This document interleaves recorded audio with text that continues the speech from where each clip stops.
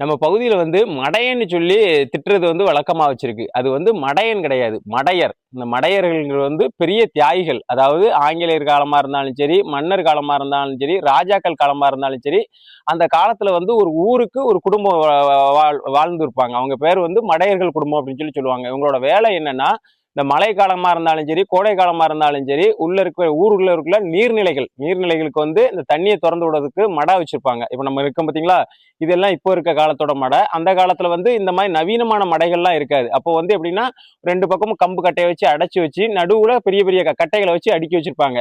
இப்ப மழை வெள்ள காலங்கள் வருது, அப்போ வந்து இந்த தண்ணியை திறக்கலன்னா ஊரே அழிஞ்சிரும் அப்படிங்கிற ஒரு சூழல் வர்றப்ப இந்த மடையர்கள் இருக்காங்க பாத்தீங்களா, அந்த மடையர் குடும்பத்தோட சேர்ந்த ஒரு நபர் தான் இந்த மடைக்குள்ள அந்த தண்ணிக்குள்ள போய் இறங்கி அந்த இருக்க வச்சு கீழே வச்சிருக்க கம்பு கட்டைகள் எல்லாம் வந்து அவர் எடுத்து விட்டுட்டு திரும்ப மேல வரணும். ஒருவேளை அவர் அந்த அளவு வெளியே வந்துட்டாரு, ஒரு குறிப்பிட்ட நிமிஷத்துக்குள்ள வெளியே வந்துட்டாருன்னா அவர் தப்பிச்சுக்கிடுவாரு.